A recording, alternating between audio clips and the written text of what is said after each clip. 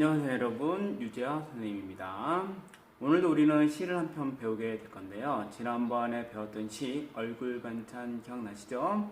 얼굴 반찬의 시가 어떤 사회문화적 배경이 있는지를 생각하면서 우리는 지난 시간에 학습을 했습니다. 오늘은 또 다른 시인데요. 이번엔 교과서 앞쪽으로 오겠습니다. 몇 쪽으로 오냐면은 12쪽이고요. 단원명은 좀 다릅니다. 다양한 해석과 비평이라는 단원이고요. 이 단원에 첫 번째 소단원이 있는 시를 배울 예정인데요. 먼저 단원에 들어가기 앞서 우리가 좀 고민 좀 해볼 게 있는데요. 12쪽에 보면은 이런 질문이 있을 겁니다. 지금 화면을 띄워놨는데요. 같은 노래를 들은 학생들이 있습니다. 근데 그 학생들이요, 반응이 조금씩 다릅니다. 왜 그런지 우리 한번 생각을 해보자 하겠습니다. 보면 알겠죠? 여기 세 학생이 나오는데요. 첫 번째 여학생과 두 번째 남학생, 그다음 마지막에 있는 여학생의 반응이 조금씩 다릅니다. 한번 살펴보세요, 여러분들. 읽어보면 알겠지만 어떤 차이점이 있나요? 첫 번째 여학생은 노래를 들었는데요. 그 노래에 대한 반응이 이렇습니다. 와, 이 가수는 음도 어떻고 안정감 있다고 하고요. 그다음 대단하다는 자기 나름대로 평가를 내리는 거 보니까 노래의 기교, 노래에 관련된 그 부분에 맞춰가지고 자신의 감상을 얘기하고 있습니다. 두 번째 남학생 보겠습니다. 두 번째 남학생은 어떻게 얘기하면 자신은 오늘 기분이 굉장히 좋습니다. 그래서 이 노래가 더 신나고 어깨가 막 들썩들썩하게 들립니다. 자신의 기분에 맞춰가지고 이 노래에 대한 얘기를 하고 있죠. 또 다른 관점에서 이 노래를 듣고 있습니다. 마지막 세 번째 학생은 어떤가요? 여학생은 경험을 떠올립니다. 추억을 떠올리고 있죠. 언제 친구들과 놀러 갔었는데요. 그 기억을 떠올려가면서 자신의 얘기를 하고 있습니다. 자, 이렇게 세 학생 다 각각 자기 생각이 다르죠. 당연한 얘기인데요. 그 이유를 가만히 좀 생각해서 보면은 똑같은 것을 하더라도 사람마다 생각이 다르고요. 다음 똑같은 작품을 넣다고 하더라도 그 작품을 본 사람마다 생각이 다를 수 있다는 걸 알 수 있습니다. 지금 우리는 이제 노래를 갖고 얘기했는데요. 문학 작품도 똑같습니다. 같은 작품을 놓고 해석이 분분해지고 다양해질 수 있는데 이번 단어는 그렇게 다양한 해석의 관점을 살펴보고요. 그 해석에 따라 평가가 어떻게 달라지는지, 이걸 전문적인 용어로 이제 비평이라고 합니다. 비평이 어떻게 달라지는지를 생각해 보도록 하겠습니다. 그럼 교과서 14쪽으로 이제 넘어가겠습니다.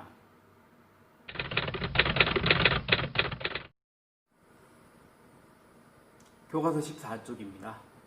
이성부라는 시인이 쓴 봄이라는 시가 나와 있습니다. 일단 이 시를 한번 잘 감상을 해보고 그러고 나서 수업을 이어나가도록 하겠습니다. 잠시 좀 볼까요? 봄, 이성부. 기다리지 않아도 오고 기다림마저 이뤘을 때에도 너는 온다. 어디 뻘밭 구석이거나 썩은 물 웅덩이 같은 데를 기웃거리다가 한눈 좀 팔고 싸움도 한판 하고 지쳐 나자빠져 있다가 다급한 사연 들고 달려간 바람이 흔들어 깨우면 눈 부비며 너는 더디게 온다. 더디게 마침내 올 곳이 온다. 너를 보면 눈부셔 일어나 맞이할 수가 없다. 입을 열어 외치지만 소리는 굳어 나는 아무것도 미리 알릴 수가 없다. 가까스로 두 팔을 벌려 껴안아 보는 너. 먼 데서 이기고 돌아온 사람아.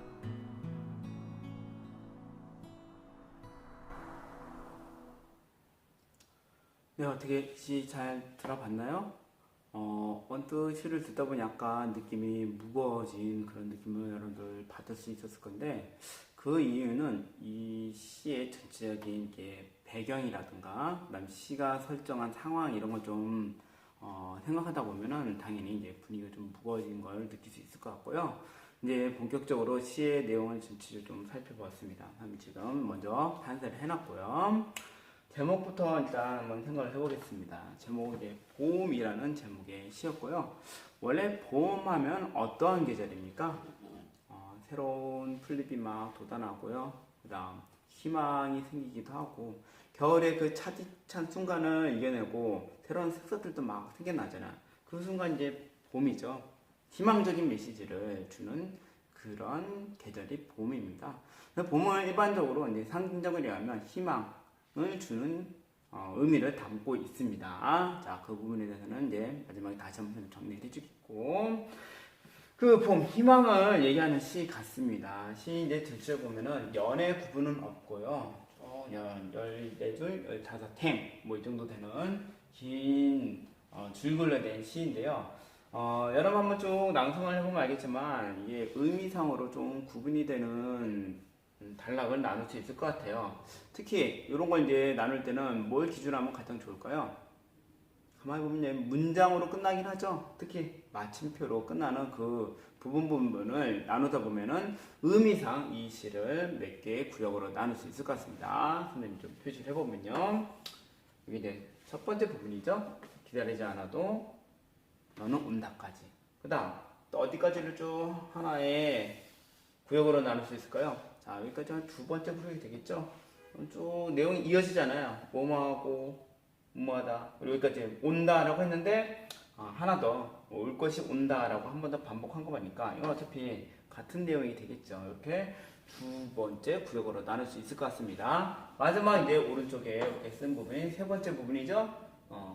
마실 수 없다라고 얘기해놓고 이제 다시 또 사람아라고 말을 끝내는 부분, 이렇게 세 부분으로 나눌 수 있겠습니다. 자, 이제 이렇게 셋으로 나눠놓고요. 각 구역에 대해서 좀 설명을 해보도록 하겠습니다. 이제 첫 번째 부분 보겠습니다. 쭉 읊어가면서 선생님 좀 설명을 하겠습니다.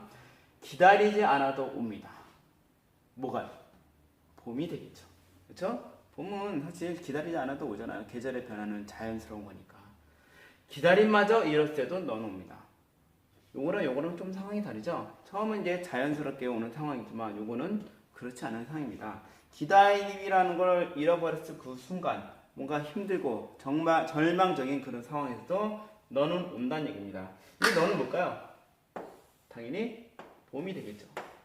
봄을 너라는 말로 표현했습니다. 이런 걸 이제 또 얘기한다면 표현법으로 따지면 의인법이 되겠죠. 1학년 때 여러분들 이제 표현법에 대해서 배웠는지 모르겠지만 이 비유에는 여러 가지 방법들이 있는데요. 어떤 대상을 다른 대상으로 이제 빗대어 표현한 걸로 비유라고 합니다. 직접적으로 연결한 것도 있고요. 그다음 숨은 의도로 만들어서 연결한 것도 있고요. 뭐뭐처럼이라고 표현하면서 연결한 걸 이제 우리는 직유라고 하고요. 어떤 대상을 다른 대상으로 뭐뭐처럼 이런 연결고리가 없이 연결한 거를 우리는 은유라고 하고요. 의의는 뭐냐면은 사람이 아닌 것을 마치 사람처럼 얘기하는 겁니다. 이게 사람 아닌 게 뭘까요? 봄이죠. 봄이라는 그런 대상을 너라고 얘기하면서 사람처럼 얘기를 하는 겁니다. 왜 이렇게 얘기했을까요? 의인법을 쓴 이유. 의인은요, 사람처럼 얘기를 해주는 순간 어떤 독자가 느끼게 혹은 청자가 느끼기에 어떤 감정이 들까요? 굉장히 친근해집니다. 그걸 마치 옆에 있는 것 같은 그런 다정다감한 느낌을 주는 게 이제 의인법이 됩니다. 그럼 가만 이제 생각해 보면 기다리지 않아도 온다라는 거, 기다림마저 이뤘을 때라는 것도 좀 설명을 할 수 있는 것 같은데요. 기다리지 않아도 온다. 이거는 계절이 순환하는 자연의 섭리를 기다리지 않아도 온다라고 표현을 한 겁니다. 계절의 순환을 표현한 건데 자연스럽게 오는 겁니다.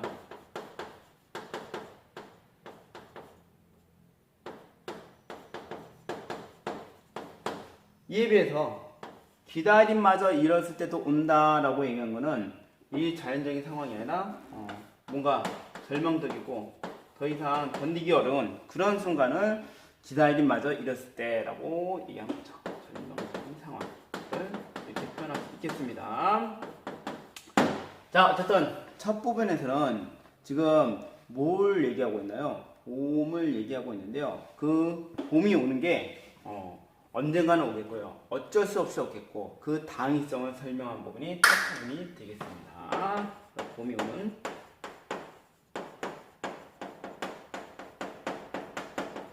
당위성이라고 정리를 해볼 수 있겠죠.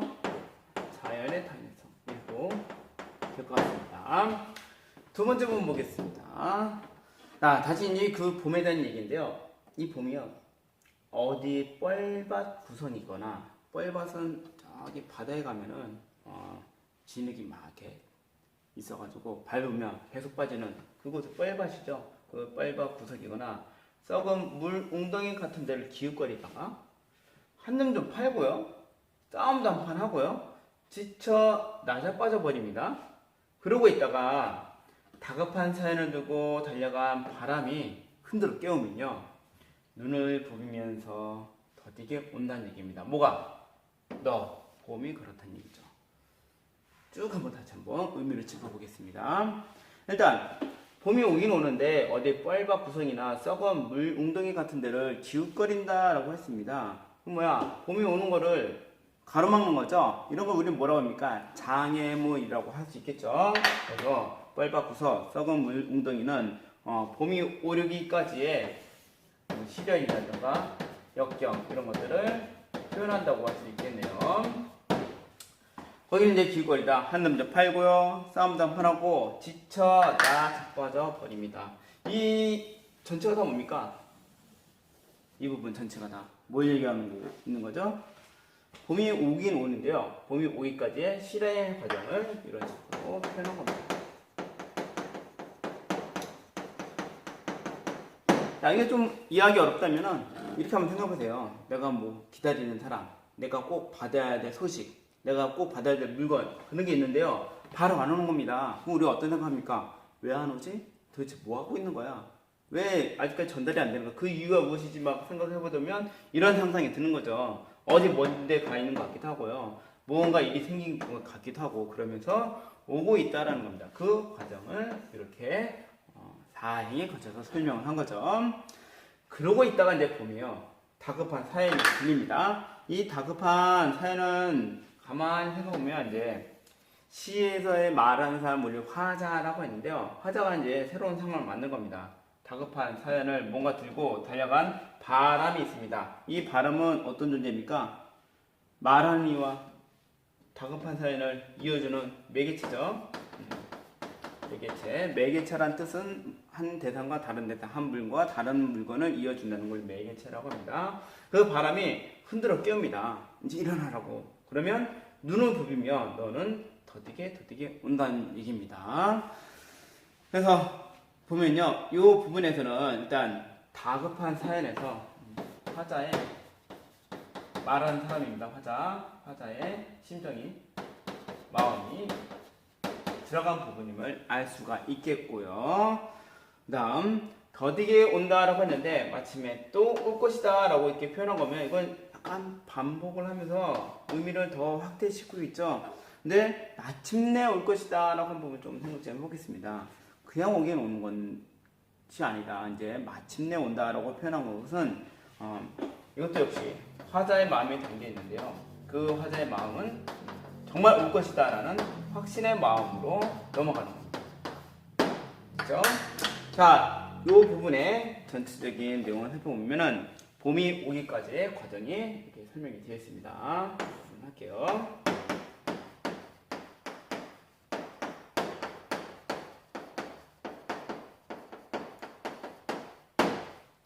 자, 여기까지 일단 내용은 이해가 되죠? 어떻게 됩니까? 봄이 오는 겁니다. 어쩔 수 없이 되고 꼭 오기도 하고 그 당위성을 쭉 설명하면서 1년의 시련의 과정, 역경의 과정을 거쳐가지고 결국 이 봄이 천천히 더디게 오긴 오는데요. 그냥 오는 게 아니라 꼭 올 것이다. 마침내 올 것이다 라고 표현하면서 확신의 마음을 갖고 있는 거죠. 다음 부분 보겠습니다. 자, 이제 좀 넘어가세요. 이쪽 보겠습니다. 너를 보면 여기 나오는 너도 당연히 누구겠습니까? 봄이죠. 이 봄을 이제 보게 되면요. 여기까지 해서 왔잖아요. 그 오게 된 봄을 보게 되면 눈이 부십니다. 어떤 존재인지 모르지만 나를 굉장히 흥분시키고 나를 기쁘게 하는 그런 존재죠. 눈을 부셔서 일어나 맞이할 수가 없습니다. 누가? 나가 되겠죠. 그래서 내가 입을 열어서 막 소리를 외칩니다. 근데 이 소리가 잘 들리지 않아요. 굳어버려요. 그래서 나는 너무 감격해가지고 미처 그 사실을 누구에게도 알릴 수 없는 정도의 기쁨에 겨워하는 순간이 요 표현이 되겠습니다. 요 내용 이제 한번 좀 가만히 생각해보면 아까는 이제 봄이 오기까지의 과정이 굉장히 더뎌가지고 힘들었죠. 이거는 봄이 오고 나니까 그 힘든 과정이 거꾸로 반영이 되는 거죠. 그래서 이거는 이렇게 정리하고 있을 것 같은데요. 이제 기다림이 끝났습니다. 그 기다림이 끝난 것에 대한 기쁨을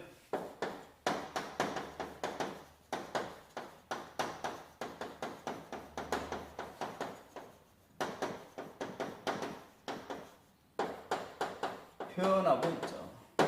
가만히 보면 이제 요 부분과 요 부분이 뭔가 상반된다라는 걸 알 수가 있을 겁니다.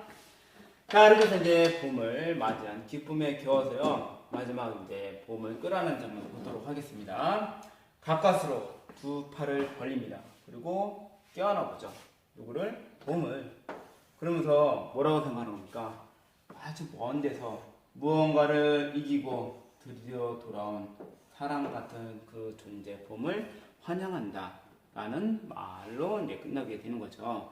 다시 한번 이제 설명해 보면 가까스로 두 팔을 벌려 껴안아 본다. 이거는 기쁨의 행동이고요.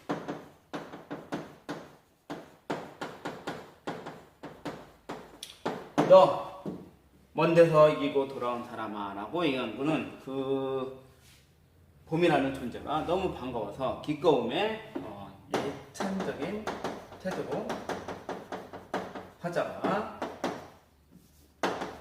봄을 표현하고 있는 거죠. 자, 이렇게 보면 이제 뒷부분은요, 전반적으로 봄을 맞이한 것에 대한 기쁨이 나오고 있고요. 그 기쁨의 행동을 통해서 봄을 기꺼이 반겨주고 맞이해주는 장면으로 끝나고 있죠. 내용 정리하면 봄을 맞이한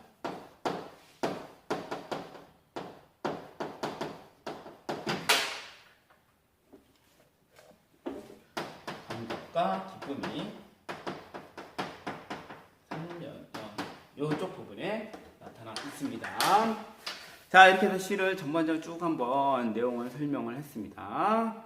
내용 여러분들 파악하다 보면 그렇게 어려운 건 아닌데 중간에 조금 이제 상징적인 표현이라든가 의미를 부여한 혹은 화자의 심정이 드러나는 부분이 있습니다. 그런 것들을 주의해서 이 시를 감상한다면 해석하는 데는 별 어려움이 없을 것 같습니다. 잠시 끊고 이어가도록 하겠습니다. 그럼 시의 전체적인 내용을 다시 한번 정리해 보도록 하겠습니다. 먼저 이 시에 나온 시어의 의미 4개 정도 한번 정리해 볼게요. 첫 번째, 제목에 나오는 봄은 화자 말하는 이가 간절히 기다리는 대상이 되었죠. 시 안에서는 어떻게 표현했나요? 너라고 표현했죠. 의인법을 사용해서 표현했는데 어쨌든 화자가 기다리는 대상인 건 분명한 것 같습니다. 그 다음 앞부분에 나오는 뻘밭 부석과 썩은 물 웅덩이는 의미를 따져보면 이런 거죠. 봄이 오는 것을 가로막는 장애물 혹은 시련 혹은 역경 이렇게 표현할 수 이렇게 정리할 수 있겠습니다. 다음 다급한 사연은 어떤 존재일까요? 봄이 어서 오기를 말하는 화자의 간절함을 이렇게 표현한 거죠. 다급하게 왔다. 기다리고 기다려도 잘 안 오니까 그 마음이 어떻게 됩니까? 급해지죠. 그랬을 때 더 간절하게 원하는 마음을 담아서 표현하다 보니까 다급한 마음이라는 시어로 표현한 것 같습니다. 다음 바람은 이제 다급한 사연을 전달해주는 매개체 역할을 하는 게 바람이 되겠습니다. 이렇게 시어의 의미를 간단히 정리를 해봤고요. 다음 넘어가겠습니다. 이번에는 봄의 상징적인 의미 한번 생각해 보겠습니다. 상징이라고 여러분 자꾸 얘기하면 헷갈릴 수 있는데요. 비유하고는 좀 달라요. 비유는 어떤 대상을 새롭게 참신하게 표현해서 독자에게 그 참신함에 대해서 신선함을 더 안겨주는 게 비유라면요. 상징은 기존에 있던 의미들을 그대로 다시 한번 관습적으로 쓴 게 상징입니다.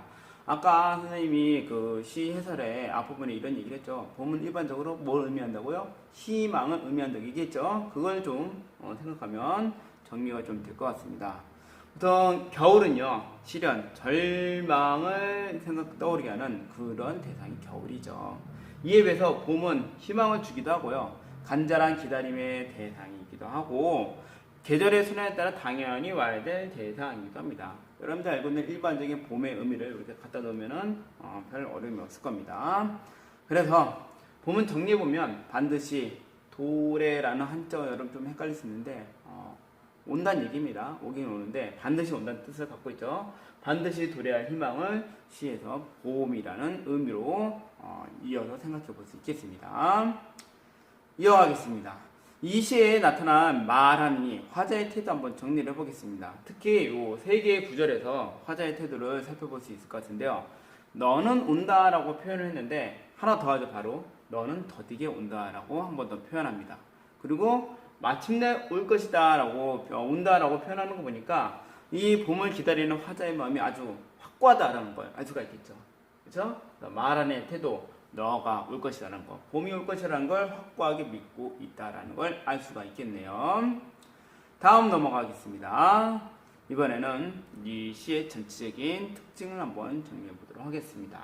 역시 이 내용도요, 교과서 빈 곳에 좀 필기를 해놓으면 나중에 공부하는 데 도움이 되겠죠.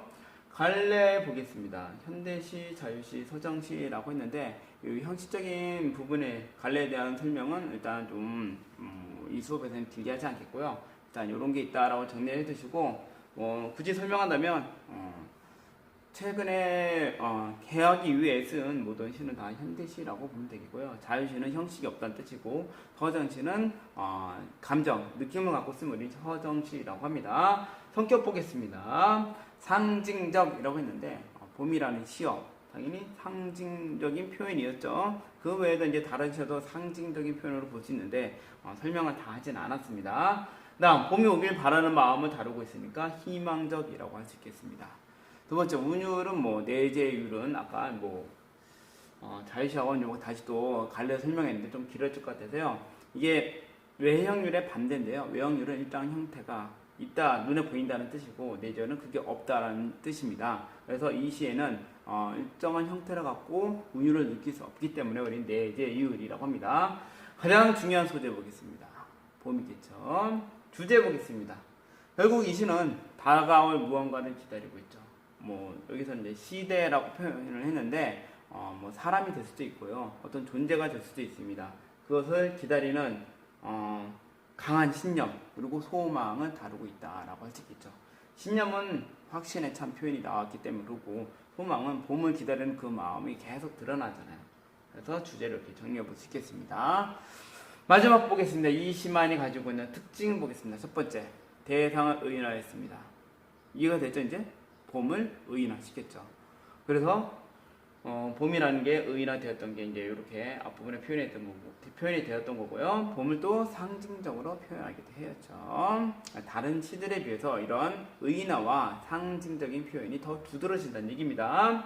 두 번째, 신념에 찬 어조가 드러납니다. 이게 어조라는 건 화자의 말을 통해서 알 수 있는 그 분위기라든가 말투리는 거 보면 어조로 파악할 수 있는데 뭐뭐 한다 라고 얘기하죠. 이렇게 얘기했을 때 보통 사람들이 어떻게 느낍니까? 강하다, 확신에 찼다고 느끼죠. 이게 이제 그 얘기입니다. 신념에 찬 어조로 자꾸 얘기하다 보니까 화자가 믿고 있는 것이 남다르다 라는 걸 알려주고 있죠. 그걸 강조하게 해서 표현한 게 이 시가 되겠습니다. 자, 일단 여기까지 해서 이 시의 전체적인 내용까지 핵심을 살펴보았습니다. 네, 이제 수업의 이제 거의 마지막입니다. 이 작품을 쓴 이성부라는 시인에 대해서 좀 더 살펴보도록 하겠는데요. 여기 작가에 대한 설명이 좀 나와 있죠. 시인인 건 당연하겠고 현실 참여적인 내용을 다룬 서정시를 많이 썼다고 했는데 이 부분까지 여러분 좀 이해하려면 좀 공부가 더 필요하니까 이 정도만 알아두시면 되겠고 주요 작품들이 이런 이제 시집들이 있는데 참고적으로 이제 우리가 교과서에 배운 봄이라는 시는요, 이 시집에 실려 있습니다. 시집의 제목은 우리들의 양식이 되겠고요. 이건 이제 시인의 만화 그림이죠. 캐릭터 그림이고 원래 이런 모습이었다고 합니다. 젊었을 때 모습이고요. 그럼 자료를 좀 찾아봤는데요. 이 신문 자료인데요. 2012년에 이제 이분은 돌아가셨죠. 이 시인에 대한 이제 설명을 이제 보면은 다음 시간에 학습 활동하고 좀 연결을 할 건데요. 여러분들이 이 시를 처음 느꼈을 때 조금 약간 따분함을 느낄 수도 있었을 것 같습니다. 뭐 뻔한 얘기 하는 거 아니야 라고 얘기할 수 있는데, 근데 이 시인이 살아온 삶이라든가 이 시인이 이 시를 쓰게 된 의도를 좀 살펴보면요, 그렇게 녹록지는 않습니다. 다양한 의미로 좀 해석해 볼 수 있는데 그건 이번 시간에 다루지 않고 다음 시간에 다루겠습니다. 제목 한번 보세요. 그래서 어떻게 했냐면 민중의 고통, 슬픔을 노래한 서정시인이라고 설명했는데, 이 부분을 이제 힌트를 해서 다음 시간에 수업을 이어나가도록 하겠습니다. 네, 일단 오늘 수업은 여기서 마무리 하겠고요. 다음 시간에는 학습 활동을 이어서 수업할 테니까 준비를 하시고요. 오늘 수업 이제 2차 시에는 여러분들 자료를 하나 줄 거예요. 그 학습 자료가 나가면은 학습 자료를 꼭 잘해서 온라인 과제방에 넣어주시기 바랍니다.